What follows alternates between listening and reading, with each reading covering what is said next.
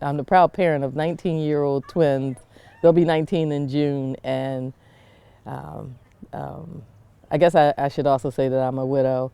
My late husband was from the Gambia, West Africa, and I'm a black Italian in my 50s from Philadelphia. Sorry, it's always just You're fine. once I get it going, we're. Nope, you're fine. Sweetie's fine. You're fine. It's nice out. I got all my stuff done that I need to. And after this, I'm going to be in the dirt with the nice. weeds in the yard. Nice. Yeah, the virus, believe it or not, has allowed for things that I would never have time for. Yeah, it's changed a lot of people's, Perspectives. Activities. Yeah. Yeah. And some of it's good, there's a silver lining to some of this for sure. So we met through Allison, and you want to just tell me a little bit about kind of how you connected up with Allison, and what was going on there with. So Allison is a good friend of mine, and she is a dynamo in that her ability to digest, to consume, and then digest information, and to challenge it is uncanny. Like she's pretty awesome. And one of the things that I learned is, sometimes you don't even realize where things are going to come from. You just have to be willing and be open. I was driving a friend of mine, to a home and school meeting at 440 North Broad for the school district. And Allison happened to be speaking that day on standardized testing, and more specifically the harmful effects of testing and why we should opt our kids out. So I wasn't even going to go inside the building. I was just dropping off the elder. Actually, I was going to wait outside, and she's like, "Oh, you should come in." And I was like, "No, I'm not coming in. I'm not interested." And she was like, "Well, they have great breakfast snacks." And I was like, "I'm there." And I got up and I went inside, and and in the corner was this short white lady with all this hair like down her back, gray, and it was pretty much everywhere. And I was just looking at her, and my daughter had received test scores like the week before for a test she took the year prior, and she tested advanced. And I remember seeing the test scores, and I was like, "Oh, I don't remember hearing about this test." Like normally my Lonnie would tell me something about a test. Anyway, long story short, it was the standardized test, the PSSA, and what came out of that is Allison started talking about how the tests were being used, and when I listened to it, I realized the tests were being used to close the schools, and they were also violating our rights as parents to know what our children were being tested on, and the other part is there was no benefit to the child. So it wasn't as if they found out that they were weaker in algebra or spelling or science, and then they would help them improve based upon the outcome of the test. On top of that, my son is nonverbal. He's physically disabled through cerebral palsy and autism, and he has an IEP, and it's very specific and intentional on how he receives instruction and the best way to teach him, how he learns well. So the standardized test doesn't address any of those things, and yet it's a mandate that he too had to take.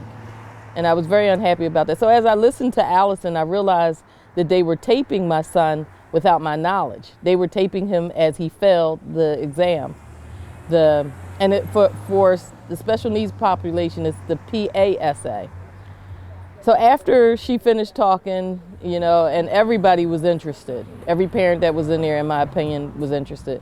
And we connected. And when I found out how she came about, her daughter was at a public school in Philadelphia as well. And when I found out that there was an option to opt our kids out, I called the principal, and that's what I did.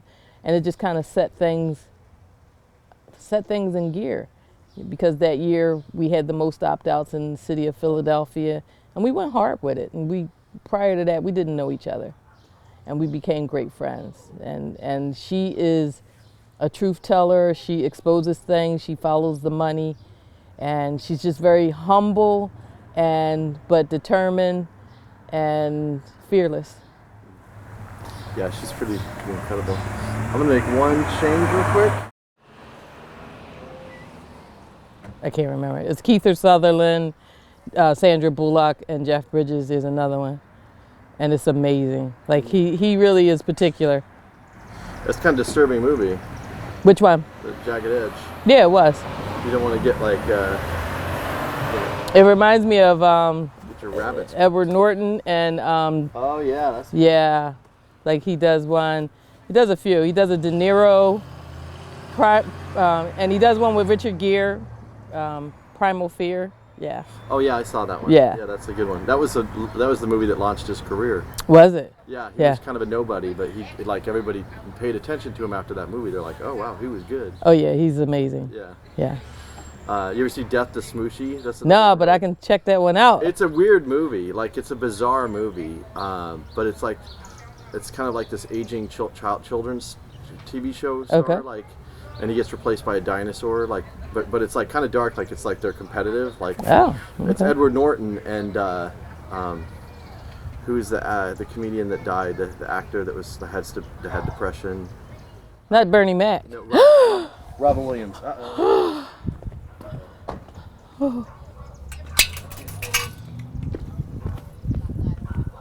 No. Now you go in the house. You lost your privileges. Yep. Oh my God! Like, I'm in love with him. There's no way he. Easy fix for that too, actually. Get in. Get. Are you kidding me? Cat's like, I'm gonna see what I get away with.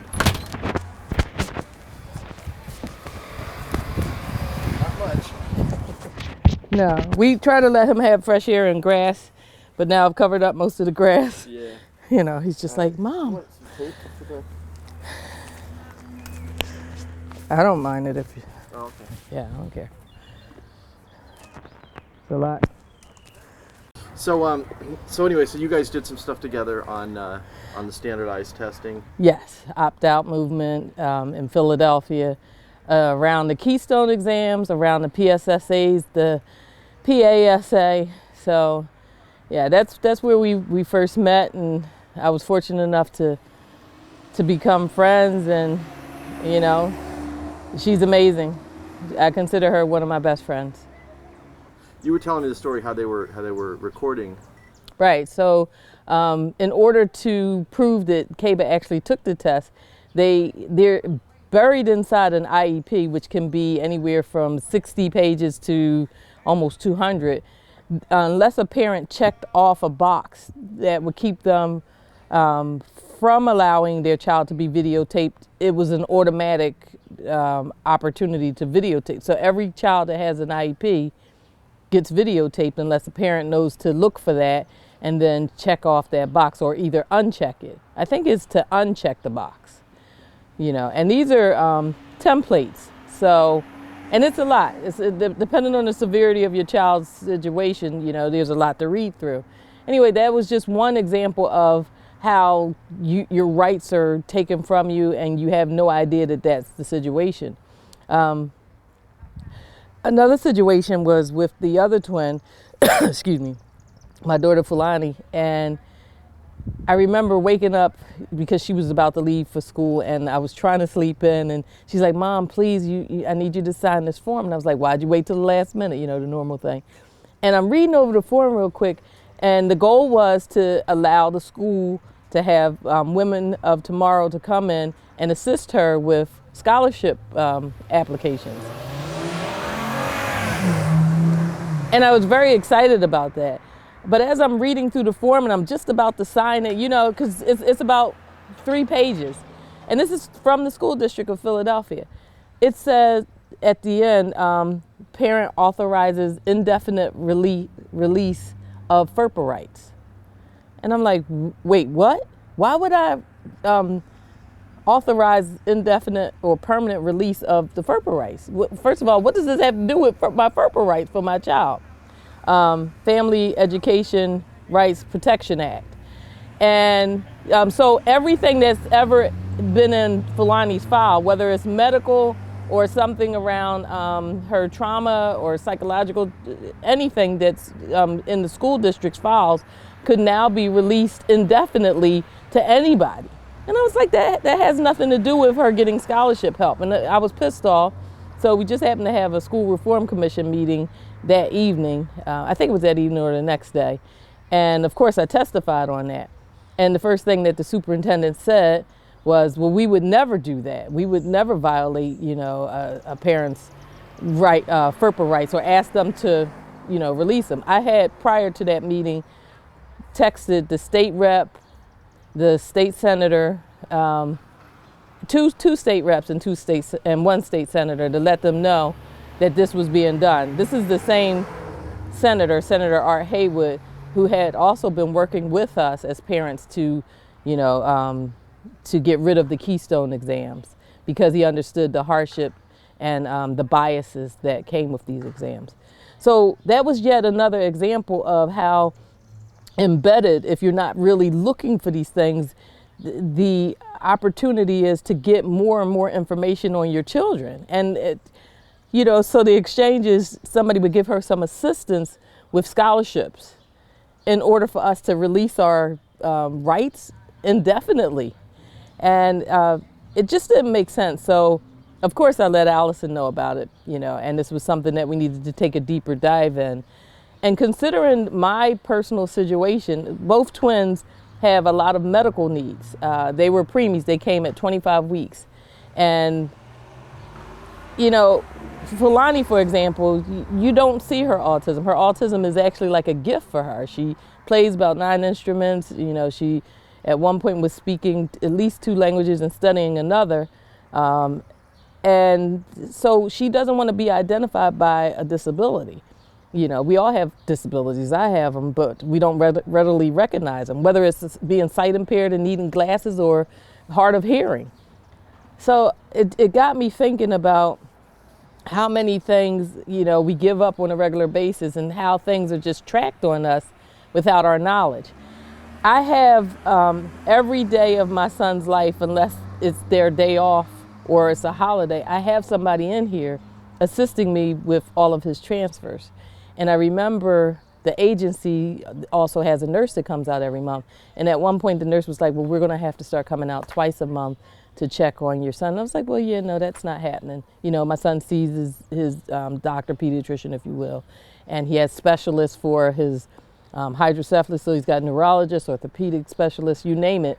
But in order for me to get the care for the transfers at the house for him, they need to come into my home to see him twice a month, when he's got all of these other things that he does automatically. And what I'm finding more and more is that I don't have agency in my own home, or it feels like I don't. It feels like I'm constantly having to provide and share information, personal and private information about me and my children, in order to get public services like school, like healthcare. And it's disturbing, and it makes me very uncomfortable. The day I went to get my fingerprints done, I'm going to be doing some work with the census, and there's the privacy statement, and I was reading over the statement, and the FBI is, and anything that the FBI deems connected to them will now have access, not just to my fingerprints, but to my to my private information that's considered sealed, anything that would be considered under clearances. And just having to sign over all of this information in order to get help makes me very uncomfortable.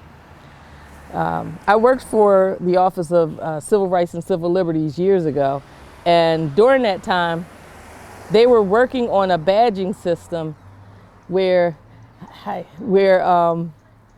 people had to have a Social Security card. They were working on some type of a card that everybody would have to have and carry. And this was back in, I want to say, 2002, something like 2002. And I remember feeling really uncomfortable with it, because I was like, well, why should people have to walk around carrying badges and cards? I understand having ID, but it just seemed extreme. And I feel very uncomfortable that the people that we pay and elect to office to help govern us have now created legislation, and that they tend to decide what will be enforced, when it will be enforced, but they use it on us, and they use it to I think they use it to make money. You know, we're seen as investments. We're seen as pieces in some type of gambling game. I want to say at least 3 to 4 years ago, there was legislation for video gaming terminals to be placed in every single store.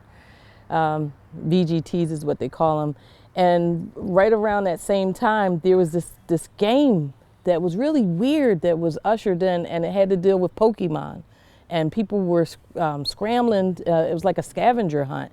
And I kept saying to myself, this really didn't make any sense. I didn't understand why this was such a big deal. And what I think was happening is they wanted to see the public's response to something, and how hard and how fast they would go after accumulating a piece of information. And they embedded it somehow into this game. But it just seemed far more sinister than just a regular game. There was a time where I'm not sure which foundation wanted to put up millions to ensure that there was this algorithm that would be used for pre-trial bail hearings, so that judges would not on their own just make the decision on whether or not a person was viable for pre-trial bail, but to use this algorithm, and they were going to finance this here in Philadelphia. And I'm saying to myself, you've got so many different things that you can throw $1 million or more at, but you want to use this to, and the algorithm was closed. We didn't know what biases would be included in it. And that's a problem. And I think when it comes to Philadelphia, you know, predominantly black communities, we have to be conscious of what's being done to us. Because this is all about commodification. How do you monetize human beings? That's unfortunately what appears to be the goal that's going on in society right now. And it doesn't matter that we've got people that appear to be on the right side of things, whether that's political, religious, or civic. Once they're nonprofits, it feels like they're willing to forego fidelity in order to keep their nonprofit status.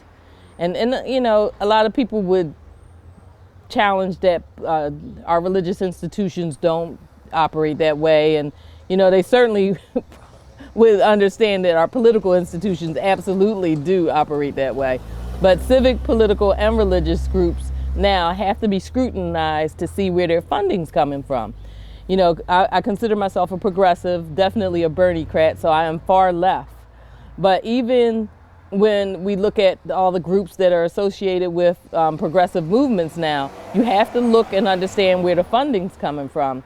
Because our journalism, our media sources right now, what gets asked in the media and what gets reported is determined by who lobbies hard enough and who's paying the money to whatever that group is, whatever that group is, religious, civic, or political.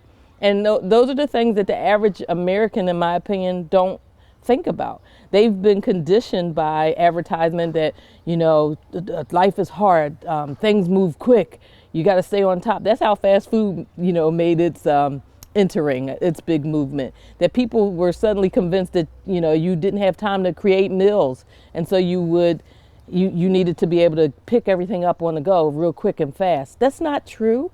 This virus has actually told us and shown us that you do have time. It's just how you prioritize. And so this brainwashing, if you will, this self-brainwashing that we've done and this conditioning that has been done to us is, in my opinion, part of what is actually preparing us for something a lot more sinister and a lot larger, and it is connected to investments. I feel like data is the new oil. I feel like years ago, where you had to have $1.5 million just to make an investment in a portfolio around mortgage securities, what they're doing now is gambling to see how many jail cells, how many opportunities to open up more institutions, and if not institutions like brick and mortars, being able to counsel and and track people. And I think that's the new gambling source. Investors get to, in advance, pool their money together and suggest that this outcome is going to net the most profit. Similar to car insurances and health insurance plans, where I think the tie-in to how bad the neighborhood is with regard to a food desert, opportunity to clean and healthy water and food, how many power plants or gas plants or refineries are in the area. They can predict the overall health and needs of that community. And so there's going to be a financial return. And they're just savvier with it now. We have to be careful. We hear terms like 5G. What does that actually stand for? And how is it that we had no real say in deciding if that is something that should be in our cities and in our communities? And what does 5G do for us? Why do we need to be faster in receiving information? How is technology improving the conditions of our lives? Because in the Black community, in the communities that I live in, our poverty is not because we've chosen to not, be wealthy or to be economically stable. Our poverty is a result of our trauma and years of legislation that has been imposed upon us in our communities. It's a lot more than that, but that's what just readily comes to the surface when I think about it. Yeah, so on the COVID thing, I mean, a lot of people are scared and worried about and concerned about, the health, but I think a lot of people aren't looking at some of these other things and how it's being used for other agendas. Do you want to say something about that, or how do you feel about that? Do you think that's even accurate? Do you think that there's something else going on here in terms of how, it's being taken advantage of by some of the big techs, or do you think that, what are your thoughts on that? I think that COVID definitely put us in an oppressed position to ask questions, to react, to direct what happens next for us. People just assimilated to what was being told. Of course, you want to believe that the legislators that you have elected and put into power are doing things in your best interest, but quite frankly, they're lobbied. And they understand how bad and how challenging employment is, and they don't want to lose their jobs. They want to stay in office. They want to be able to maintain the social economic status that they have.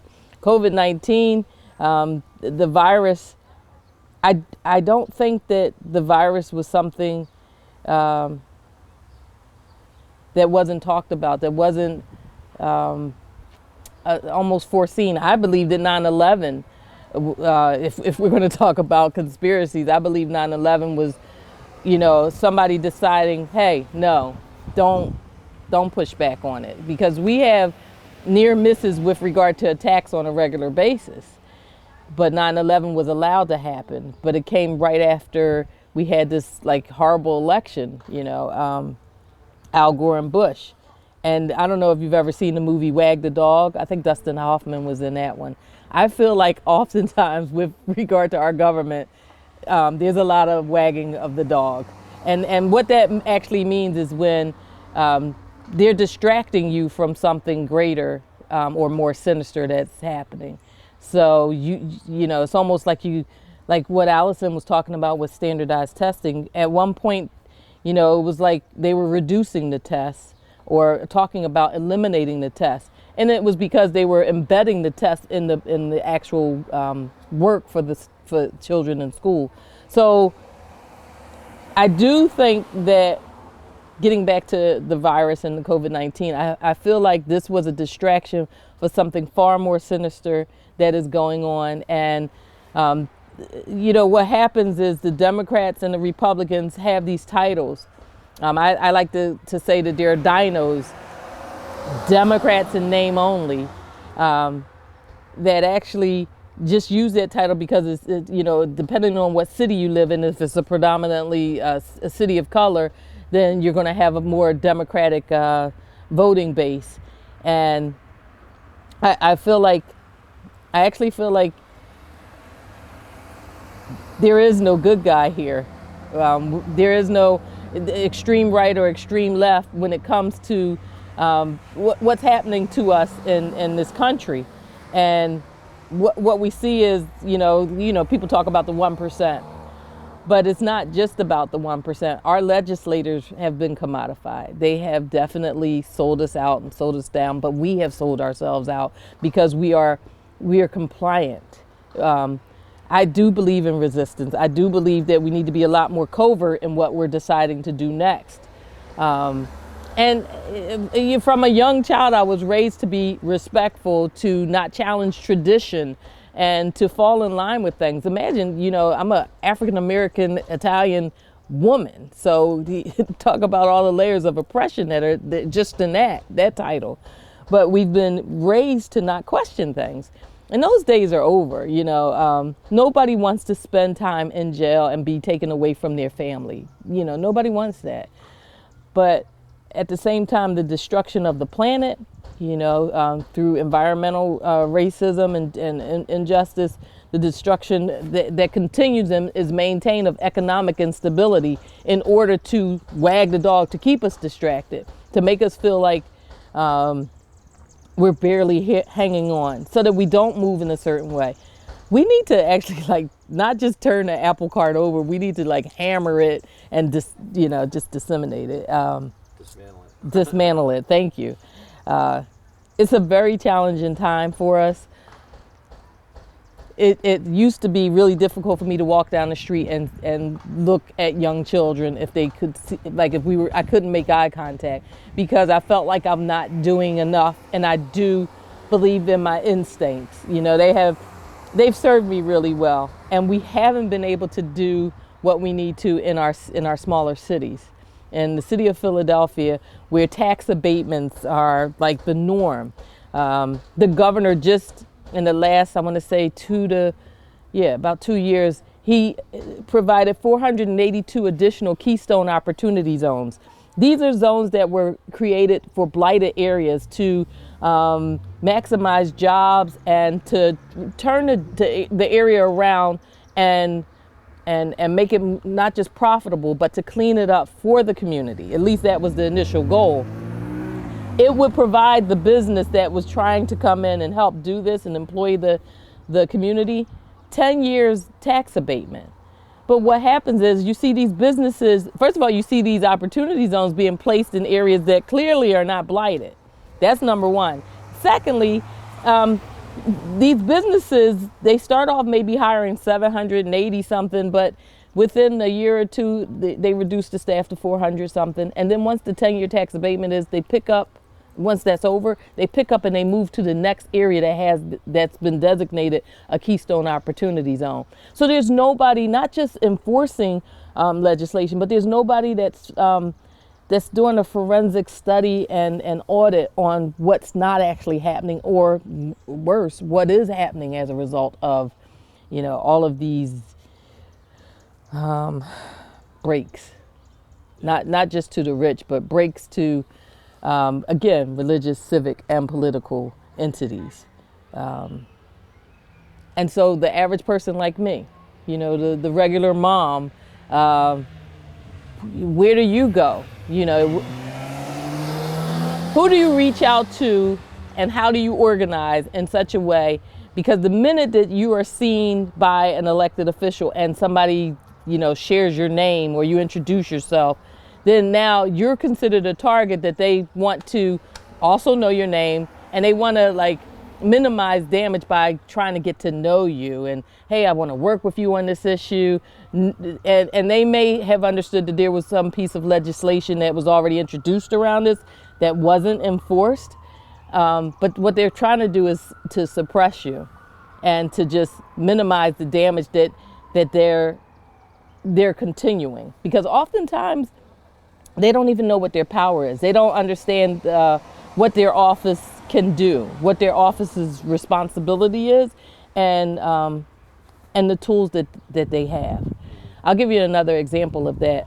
With regard to our city controller and our school district. So our school district receives $3.8 billion for the school year. And I remember requesting, this is right after the FERPA situation and, challenging, but I remember requesting, because I know that our former city controller, his name was Alan Bukovich, would do a report, because they didn't have full auditing power, and there would need to be a change to the charter in order for them to investigate. And he made that known, because what we were seeing with the school district is, like, in my opinion, spending on private entities to do the job that the superintendent had people in-house to do. And we didn't see enough union pushback either, where the teachers were being slammed, the schools were being closed. We have lead and asbestos. So just the calamity of reasons why you're saying, well, where's $3 billion going when we have these conditions in our bricks and mortar public schools? And I remember reading a couple reports that the controller had done, and realizing that he was more than capable of being able to figure out what was going on, but he didn't have the power. And when I wrote to, I wrote to the Inspector General, I was pushed back on. I was told to go to the Pennsylvania Board of Education. And I also did some homework, and I found that who does have auditing power is the Auditor General and the Auditor General's office, the Pennsylvania Board of Education, but they're going to do things from a macro level. The city controller would have it from a micro level, and they have had it from a micro level. What they have been able to get a hold of has shown errors of about $65,000 in irregular spending. And, the things that are important to us are public education, the things that determine what happens next to you as a person, your ability to communicate and critically think, all start with our public schools. And so whether it's our public schools or our public health services, these are the things that we're challenged with. These are the things that we constantly have to lobby and get groups, community groups and organizations to push back on. And these are the very things that are the foundation of what happens to us and why we're in the situation that we're in. It's not as if this is rocket science. Everything that Philadelphia has been pushing around development, zoning, developers are fine. We have enticed them enough, and why would there be just nonprofit status where they don't have to pay at all? I'll give you an example. University of Penn, for example, is the largest private employer in the city of Philadelphia, one of the largest private employers in the city of Philadelphia. Billions of dollars. And I pay more taxes than they do. I do. Jefferson, Drexel, Temple, the nonprofits get away, and they then, on top of them not paying taxes, the tuition's too high. So, it's crazy. It's like, you're getting it from both ends, and sure, you employ Philadelphians, but you employ them to do what? They're not making enough money to actually pay for quality health insurance and pay for school without going into debt. So it's this vicious cycle that we see, and nobody's speaking up for us. Now, when you think about when and where we're organized in mass so that the group of us can understand all at the same time, you're thinking about religious institutions. You're thinking about the civic groups and or the political groups, right? But they're not, because of their nonprofit status, with the exception of the political, they're not going to talk about these things. And that's a bigger problem. They're not going to unveil what they believe or maybe know because they want to keep their nonprofit status. And so we've got this vicious cycle, and we've got few people that are willing to be the Allisons that will challenge, question, and share. Because she shares it. There's nothing that she won't tell you about, that she knows. She clearly shares it. And she has rubbed some people the wrong way because she's tried to make sure that they understood the connection to things. And You know, it's sad. I'm not sure where we go from here, but I believe that you fight where you stand.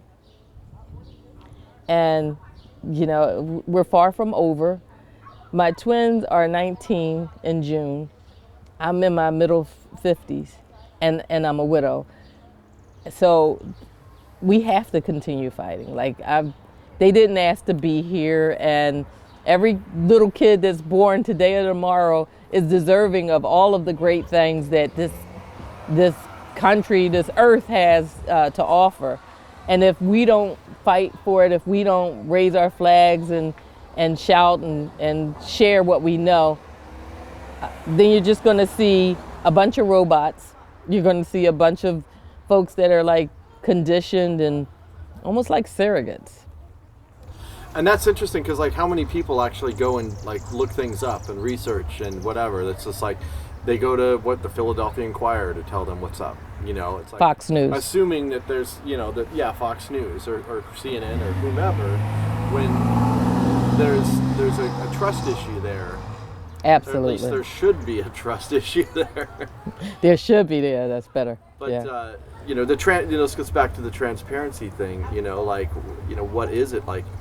Are people in the community or people that, you know, are other people starting to wake up to some of this stuff? Do you feel, or do you think that people are just kind of doubling down? I mean, like in Colorado, where I see like a lot of people are just like, I try to talk about these other issues. They're like COVID, you know, and I'm like, but there's other stuff going on that we need to look at here. Before COVID, we were trying to talk about it. I've got a neighbor. She walked past a little while ago. She's probably about 10, maybe 15 years my senior, and she stays on top of things. So there's definitely neighbors here and there that are just as knowledgeable, if not far more knowledgeable than I am about what's going on. And they've seen this thing. They've seen the transition of our cities and the public control and private takeover for decades now. And there's a lot of apathy as a result of that. So to answer your question, I'm not sure if more of it is apathy, which I would much rather it be that they did understand and they became apathetic, because then there's a chance to change that, right? Than people that just have no clue and are just blindsided until, you know, things happen to them. Like with COVID, I believe that we're going to see way more deaths blamed on COVID-19 that actually were just heart attacks or some other form of disease or health issue. But there's this opportunity to just lump it all together and find financing and aid under that narrative. So you think there's a political component to the COVID thing? I believe that there's a political component to probably all of our problems, and definitely to COVID. How do I substantiate that? Later on, we'll do some more homework. We'll figure out. But you know, right now we've got the House and Senate and the White House playing games with each other. It's like who can bark the loudest. You know, I want to appear to be the hero, and you know, go after Trump on this, or you know, you have Trump saying things that are insane, doing things that are like criminal, and you know, we're the bystanders sitting back watching TV like this is a movie going on, and it's ridiculous. It's scary because, you know, I walk back in and I'm praying that my daughter's not watching TV. I don't want her traumatized even more about what the state of the country is. But then I have my son who is not aware of what's going on, and he's very vulnerable too. So we have to fight for him. We have to fight for her. We have to fight for all of our community, and it does begin with like clearing the slate. I'm saying clearing the slate. I actually believe we should, when it comes to politics, run a slate. But we need to run a slate based upon our issues. And we need to run an independent slate. It needs to not be from the Democratic or the Republican Party, or we need to infiltrate the Republican Party, or we need to totally flip the Democratic Party, because as it is now, the leadership does not represent us, you know. You want to, you know Sherry Honkola? Yeah, just through Allison. Okay, so she ran for sheriff of Philadelphia. Yeah. Mm-hmm. I was her campaign manager. Get out of here. Stop. Really? Yeah. I was. Okay. But I flew out from Denver, and we had a little office on Market Street. I was sleeping on the floor for like 6 months at the office, and I'd never seen corruption like out in the open, like we don't give a shit, like Kensington. But the Philadelphia politics is like a dirty on a whole other level. Like, do you want to talk a little bit about that? Because people think, oh, it's a democratic city. That's a good thing. You know what I mean? Like, oh, So I went to, I was part of this group. I'm part of this group, and they're young people, and they're young people that are fed up, that have come out of the Bernie Sanders movement. I was a Bernie Sanders delegate. Many of them, probably all of them, have been Bernie Sanders delegates. And they decided to organize, and they weren't playing. And the name of that group is called Reclaim. And the name of the group that I'm part of is Neighborhood Networks. But also the Caucus of the Working Educators and a couple of other groups that are just like opt out, divided into all of that. And what came out of that was real training and the desire to actually learn how to not just lead, how to organize, and how to be an activist that push back at the right times. I went to a training, it was a week-long training, and it was one of the most powerful, traumatizing things that I have ever done in my life. And to give you an idea, I'm a former long-distance athlete, I mean decades ago, but I used to average about 70 miles a week. So I know how to be disciplined when it's called for, but I wasn't prepared for this at all. During this week-long training, it was so intoxicating and so driven that even before day 7, I had decided that not only was I going to run for office, but I was going to run against an entrenched Democratic incumbent city council member in my district. Now, I have been a office manager for the Senate, and I shared with you before that I worked for civil rights and civil liberties, but that's so outside of politics. But this was huge because this is a two-termed entrenched Democrat city council person, also black female. And it wasn't about her, but it was about our issues not being elevated.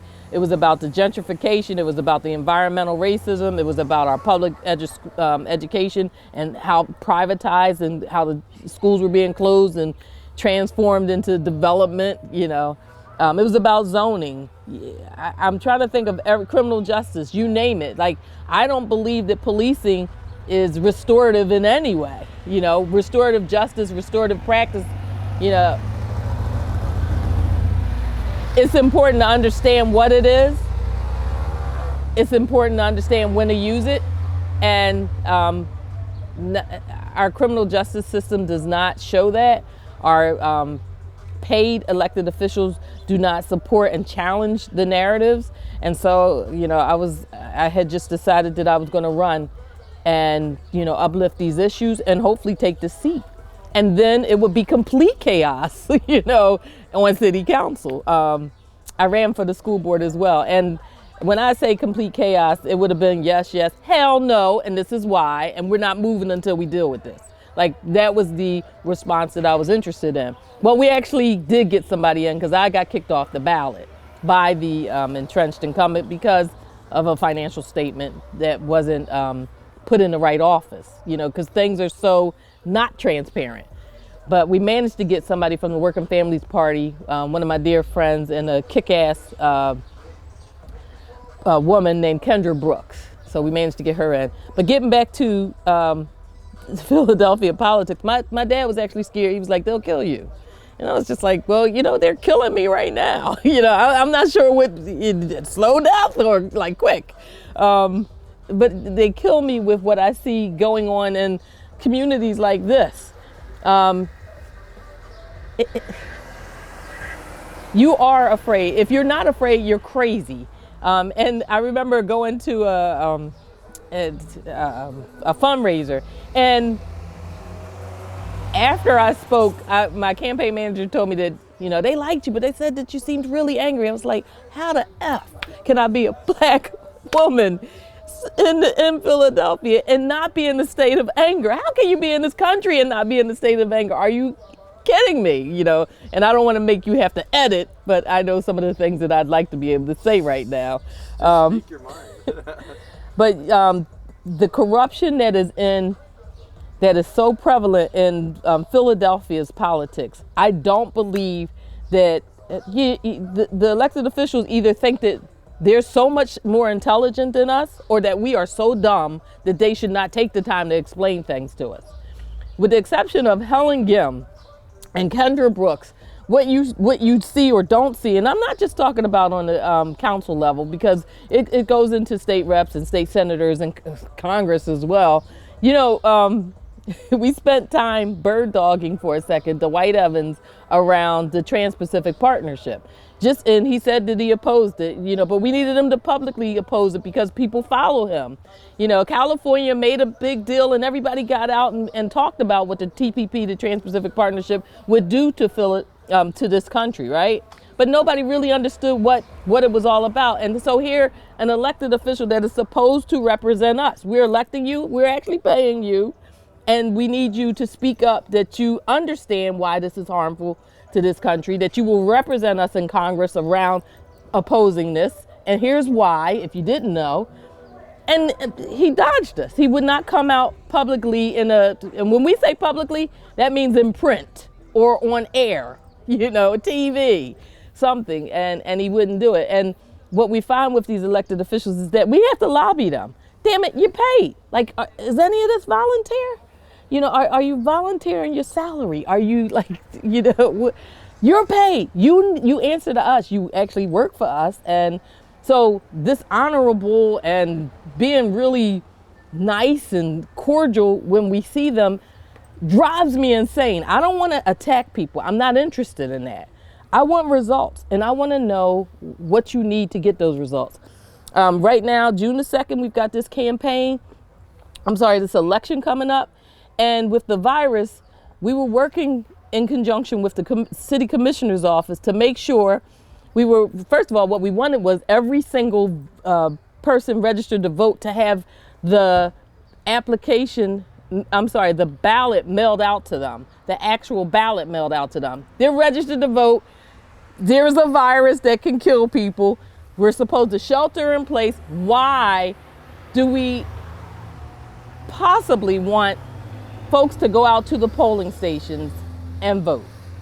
They should be at least, at bare minimum, given the option to have this ballot in their hands and to be able to drop it off in the mailbox up the street, right? The challenge that we have right now is that when we're pushing on something, it seems like we're in the moment, like we've got maybe 30 days or less to deal with it. And when we try to get in front of it, because nobody's talking about it, our media is not talking about it, co-opted, you know, because nobody is discussing it, the elected official doesn't think it's a big deal. And there's like so many less of us activists or organizers talking about this issue. So we can't get in front of things in enough time to make this something that elected officials fear. That if you don't deal with this issue, if you don't ensure that we have drop boxes at every mailbox, you know what I mean, that this is going to be geared towards the election, that every single registered voter will have a ballot, you know, sent out to them. We've got voter suppression. That's what that is, basically. There's just so many different things. The food deserts. The zoning. We have a natural gas plant in an area of Philadelphia that has one of the highest levels of asthma, for the love of God. Black community, close in the proximity to schools. Why is SEPTA building this gas plant there? If zoning can be changed for everything else, why the hell couldn't we change the zoning so that this is an environmental hazard. AMS, the air management systems, why didn't they speak up fast enough? We had to sue the city and SEPTA in order to get lawyers to help fight to make this an issue. Now, we didn't win. That gas plant is there. And between 350 and Neighbors Against the Gas Plant and another group of organized activists, there were some things that were done. You'd have to talk with Lynn Robinson or Mitch Channon to find out. Like, I think they can't operate the generator on days that have degrees that are higher or whatever. But our elected officials are supposed to be leading this. I ran because of that. I didn't run because I don't want to be scrutinized. I don't want everybody to see my face and know who I am. I'm actually relatively shy. I swear to God. I know it doesn't seem that way right now. But I want to go about my regular daily life. But it's almost like, you say to yourself, why did I have to notice that? And you have to do something about it now. But our elected officials, they signed up for that. They're paid to do that. They campaigned that they would be working and fighting for the American people. And then they get in office and suddenly, who is it that you're talking to? Who told you? Who oppressed you? And why aren't you doing this? And when it comes to our unions, I am a pro-union. I am for unions. But when it comes to some of our union leadership, they're not passing the baton. Same thing with the elected officials. You're not passing the baton fast enough. And what you're going to see some millennials rising up, finally getting in office, and they're going to be so pissed that they're going to look at that generation of elected officials and people that allow for things to maintain and the status quo to remain. And they're going to punish them by not fighting for the things that they need. I used to run a documentary film festival in Denver, but it was all political, human rights documentaries, and then we'd have discussion afterward. And it's like the documentary would be like, at the end of it, it would be this bullshit like, oh, write your representative or donate or whatever. And then I'm just like, at some point it was like one of the documentaries was about things that were, openly unconstitutional that were happening. And it's like, write your representative. And I thought, if I have to write my representative to tell them to obey the law, what is wrong here? It makes me scratch. It makes me want to scratch. So I think one of the things is the whole concept of the wolf in sheep's clothing comes to mind, of people looking, especially now with COVID going on, people are afraid, and now they're looking to the leadership. And I think that what needs to happen is people need to understand that these people are your enemy. Oh my God. And I could cry right now. You're not going to, you might be able to force them to do one small thing here if you really put a lot of pressure, but it's just, it's maintaining. It's maintaining. It's wagging the dog, and it's maintenance. 10 steps back. It's not even one step forward. It is maintaining the oppression. It is, and it literally feels like that's exactly what's being done. While I was running, what the law enforcement in Philadelphia, for sure, I can't speak outside of that, was developing this new initiative. It was either called Pinpoint. It wasn't Point Man. I think that was with the veterans. It was Pinpoint. And what it was doing was trying to encourage more surveillance. So I'm saying to myself, what the hell? So you want to capture us in our poverty, scrambling and desperate on tape, instead of actually dealing with the underlying issue of why people are in poverty. You should not be forced to wait 4 years after you graduate from college to eat. What the hell? Be homeless, go to college, starve, watch your family lose everything. And then you're in the line with everybody else that has a degree for these antiquated solutions that aren't really solutions, with fossil fuels and everything else. With renewable energy alone, there's reasons to have jobs. And these jobs that demand training don't require you to deal with it for 4 years before you understand what the hell's going on. But that's what we're dealing with right now. We're dealing with added and additional surveillance to finger point. And this, in my opinion, this goes back to stay in your lane, cross your legs, fold your hands, and be seen and not heard. And this, you know where that came from? That came from me, from church. That came from me. That oppression came from wanting to be a good little girl and mind my manners and listen to my elders. my elders are the reason right now that we have climate situations that we do. My elders right now are the reason that we have so many people incarcerated in this country, because when there was an opportunity to push back. Now, I'm not saying that they haven't had challenges with race relations. That's not what I'm saying, but because there have been definite challenges with race relations. But when did we become so docile as to allow people in office to actually continuously lie to us and not like ever say, hey, listen, you recorded this 4 years ago saying you were going to work on this issue, education, economic justice, environment. You said that you were going to be working on these things 4 years ago. What the hell? Your report card is all F's. You haven't, not only have you not worked on this, we're worrying about another gas plant being built in Center City. Like, you failed. You're out of here. But it costs money. So we need to have, we need a gift ban. We need free, was it not free elections? I'm trying to remember what it was, where a cap on election financing. But even if we have all of those things, we're still screwed, because if you follow protocol and rules, it always leads back to the people that are oppressing you being in control. I don't want them to even see it coming. I feel like honest to God, and I'm not Black Panther, although, I really do think that the Black Panthers and Malcolm X, I would not be turning the other cheek. That's not going to happen. But I don't think that we should be as vocal about what we are looking at and planning to do next. I do feel like there needs to be plans on how we not return, because I don't ever feel like this country was ever really fair, if we're going to really tell it.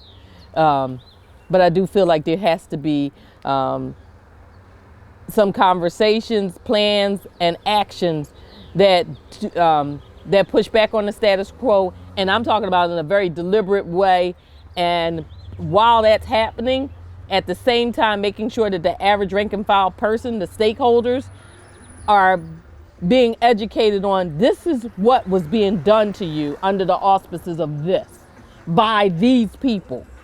And in your community, whether it's civic, religious, or political, these are the connections. That's what Allison does. She connects the dots. These are the people that knew about it and kept quiet while your kid was taken by DHS, while your kid's school was closed or privatized, so that now you gotta be in a lottery. You gotta fill out applications. Damn it, my taxes I already paid for it. It's like paying for something twice. I already paid for my kid to go to school through my taxes. Why the hell am I having to pay for private school now? Or why am I having to go through a lottery to get my kid into this charter school? And while we're at it, how come this charter school's finances aren't transparent? How come the city controller can't tell me this per pupil allocation, how all of that money is being spent? How come that doesn't happen? I feel like we need to have some more covert style action, but at the same time, we've got to find a way to educate the average everyday person. Otherwise, they're not going to be on our side. They're going to continue to assimilate and quietly bow down and go along like sheep to slaughter. How do we do that? How do we do that? I don't know. I guess we got to study some more Du Bois, Baldwin, Black Panther, Malcolm. I don't know. Well, I think for me, it's getting it. I'm always like, what's the root? Like, you see this thing right in front of you. You see the politician. You see the action in your community. Okay, what's behind that? What's behind that curtain? What's behind that? Oh, it's very few. It's very few that benefit, but those few that benefit are able to continuously keep this conversation of well, that person shouldn't have done this. Like, not only are they now incarcerated because, they were on drugs because the doctor gave them this prescription and didn't actually deal with the underlying root cause of the injury or whatever that was, right? You're punishing the victim for the injury. You're punishing the victim for the injury. And then you're going to get the choir to support it because it's uncomfortable to see it to begin with. But you're going to change that discomfort into guilt, into anger, that why should you have to even see that? Why are they making you look at that? Why are you having to deal with that? You had nothing to do with it. It could very well be your son or your daughter that is overprescribed something and then becomes addicted to it. And now the behavior. All of this is, when we think about it, it's going back to that too. It's like the root of some type of behavior that was a result of something that was being done to them. I don't know. I feel like I just went around the bush for a second. That's all right. That's all right. Well, I mean, that's my thing with the politicians, though. I mean, just if you I look at the politicians. I don't, yes, there's a difference between Democrats and Republican, like minor, but on the big issue, like there's not that big of a difference. They say that there's a difference between the Democrats and the Republicans, but when the Democrats hold the highest office, who gets the breaks in 2007 when the bubble burst? Like, I'm the predatory lending that was going on prior to 2007. Where were the Democrats then? I'm not saying that the Democrats chose to do it, but either you chose to ignore it, therefore you were guilty by association and not caring enough to do something about it. Wall Street has always been Wall Street. This didn't just happen overnight. And so when you are in the positions of power, your priorities are suddenly different. It's again wagging the dog. You're choosing to deal with maybe some low-hanging fruit instead of actually going after whatever the real problem is that continues to oppress this country. And that is both parties. I'm certainly not pro-Republican. Reproduction rights, all of that stuff, I believe that that's up to me. But this is Democrat in name only, not Democrats, not true democracy. That's not what this has been. And, it just feels like people, the same thing where you have to stand for your country and, fight for your flag. When my country's wrong, when there is harm that's being done to somebody else that may not be from this country, that's still wrong. And I'm not supposed to stand with it because it's my country. Like, you're asking for this blind loyalty. It's the same thing. Here we go back to that religious piece again. That blind faith, that blind loyalty to country, and and these are the things that the brainwashing and the conditioning that are done to you as a young child, as a young Black Italian girl that is told to sit with your legs closed and your hands folded and quietly go along and listen to something that I'm like, well, I don't understand how that applies to what's going on today. At second, third, and fourth grade, I'm asking critical questions on why do I have to go? And, can't you just without having the language, the words, like, can you give me a synopsis of what the hell I'm getting ready to go listen to and why that's prevalent, why that's important to me? We're not thinking enough about our younger people to do that, to tell them, okay, here's the tie-in. You don't want history to repeat itself, so this is why you need to know this. And, without you having to go spend an hour in this hot building and give every time that collection plate comes around, let me just tell you what the hell you need to know about this. And here's the thing.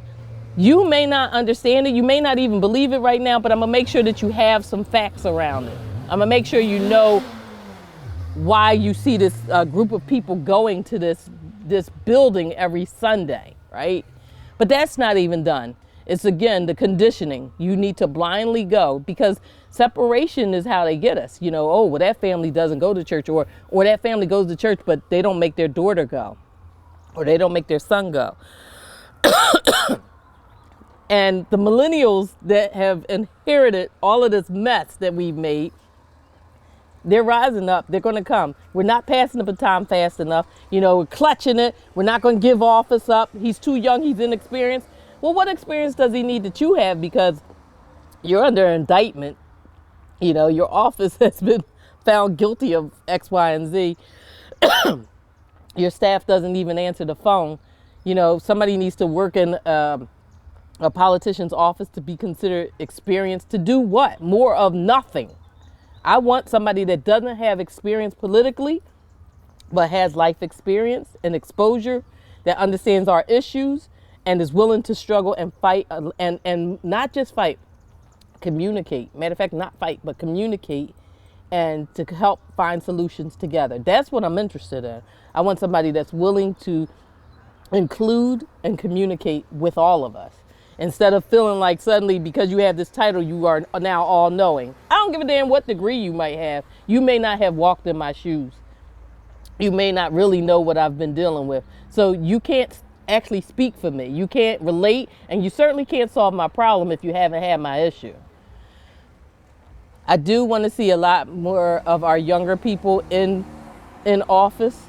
I do want to see, like, the judges. I want to see people starting to look, and I wish that there was a way to change the law so that once you're a judge, you're not always a judge. And to look at some of the legislation that is on the books now, to actually have more of a synopsis. If we have law students going in, look at areas around education, economic justice, and instability, enforcement, and environment. Look at what's on the books now, already legislated, and what could be enforced that's here that could help us out of the conundrum that we find ourselves in. That's what I would actually, if I taught at Temple or St. Joe's or community for that matter, that's how they would get their grades, because I would have them doing that type of research. We've got enough critical thinkers right now that we can solve a lot more of what we have if we would stop pushing some ideology that, in my opinion, is past and not relevant and not helpful. What's your hope? I mean, in all these times, it's really easy. Even I deal with this of like losing heart, losing faith, and like, our systems are all corrupt. Most people are apathetic. Yeah. And there's, I drive.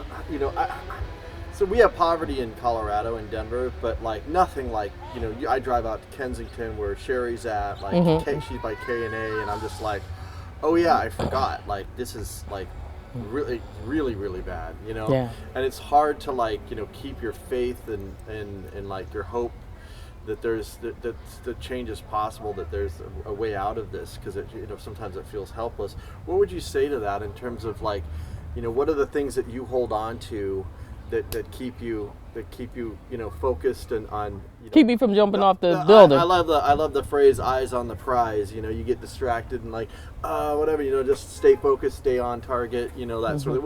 What do you use? What? Well, people were enslaved, and the indigenous. If you're looking at how we've not just been exterminated from the earth. And not just, I want to speak to Black people for a second about our situation and how we were enslaved for over 400 years, and our situation, which is certainly not completely transformed and fixed. But when you can freely walk up and down the streets, and God, that sounds weird because, depending on the stand your ground law and state that you're in, you may not be able to just walk up and down the streets, right, Trayvon Martin? But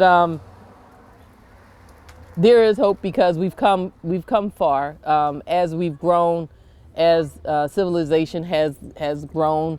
We have cultivated the ability to be thinkers and to continue to rise from, whether it was the 1918 Spanish flu, slavery, Holocaust, whatever it is, we have been able to come up out of it. It was always a struggle, but it was somebody that, and not just somebody, but there were people that decided that this was worth continuing to fight for, continuing to communicate about. I don't really like using the word fight as much, but to communicate and to share. And so I believe that when we talk to other people and we take the time to slow down and listen and understand where they're coming from, that creates this dialogue and this relationship. And if we did more of that, we could build from there, and the possibilities, are still there to have a better life for our generations that are coming behind us. I'd love to ask you one more question, and it's kind of unrelated, but it's kind of related. But another thing, I've been in Denver. We have the largest Martin Luther King Day parade, and it's very strange to go to, because there are all these corporations and there are all these politicians. In fact, Michael Nutter was in Denver at our parade last time giving a speech, and I thought, like, this doesn't feel like this would be like endorsed by Martin Luther King, with all the corporations. What did he talk about? Huh? He was talking about corporations, and I mean, what was the? Oh, I don't know. I have a video of it. I'd have to go back and look. But there were all these, corporate sponsors, and what's interesting is it's led by military. So like my learning about who Martin Luther King was toward the end of his life, he spoke out the civil rights, but then he adopted Voting, militarism. He spoke out against the war, and then the Poor People's Campaign. He started to address poverty, right? Economic instability. And it's like those two pieces of it, the militarism and the poverty, have been like erased from his history. And I would talk to people who didn't even know about, like, people of color who didn't even know about the Poor People's Campaign. And I'm like, so I'm interested in how, like, his image and how other people's images are used by people who, like, politicians. Commodified, yeah. Yes. Do you have any thoughts on that, or is that something you ever thought about? I guess I can speak to that, and I'll start off with the shortest month in the year is designated to elevate, uplift, and target Black history. Let's just start with that, right? Black history does not pause for 11 months out of the year. So giving us 1 month to highlight it, which happens to be the shortest month in the year, is, it's insulting. But also trying to suggest that whenever they're elevating something that a person does that happens to be of color, that happens to be Black, they're going to go back and they try to keep us focused on all of the challenges that we see that Martin Luther King and other Black leaders like Malcolm have overcome. And I think that we have people that we should not be considering leaders or heroes that are doing the work. It's distracting, even when they talk about essential workers right now, and they say how heroic they are. Nobody wants to die. Like, today is Memorial Day. They made the ultimate sacrifice. They did not sacrifice themselves. I don't want to get off on a tangent, but it is important to look to your neighbor, to look to your mother, your sister, your brother, and the average person, and understand that they are trying to do their best. And when they push the Malcolms, the Martins, and the leaders from the past, it's almost like trying to get you to feel like you have to be that omnipotent in order to do something important and special, and that's not true. These people, as they were rising and doing good work, they weren't thinking that I'm going to be in a book someday, or I'm going to be on a stamp, or I'm going to be considered this famous leader. They just did it. And we have people regularly every day just doing it. As far as economic stability and or instability, voting, and this challenge to be the strongest military, these are issues that were uplifted and talked about back in the 60s, and specifically with Martin Luther King. And when I'm upset at the school district, and whenever somebody asks me, well, what is it if there was one thing that you could change with regard to public education, I say it's the curriculum, because we don't have a curriculum that addresses economic stability. The things that Martin Luther King actually stood for, the things that he talked about. There's far more money around the military, around this presence of dominance in the country. And it's not just about dominance in the country. Actually, it's about the private contracts that the people that fund the military and work in the military and support the efforts with these contracts. It's about the money. This is about the money with regard to the military. It is not about being the biggest country. The war crimes of Bush, the war crimes that we don't even deal with, come out of this attitude that we must be the strongest. And if you looked at any of the major fights, and you had the large person and you had the small person, the person that had the best strategy intellectually was not necessarily the person that was the largest. It was the person that was able to critically think about the response to whatever the action was going to be. So being the mightiest with the biggest machines is about capitalism. It is not about protecting this country. Martin Luther King would right now, and I'm sure is rolling over in his grave with the way he has been used, with the way the things that he has stood for and championed have been commodified. There's a price tag in this country by the few to take anything that is of importance that should be talked about in a certain way and to reintroduce it in a way that they can make money off of it, or to push their message and their motive out. It is not to share and to better understand why it's important to have true democracy with voting. It is not to understand and to support economic stability. I'm not a communist, but I don't think that's a bad thing.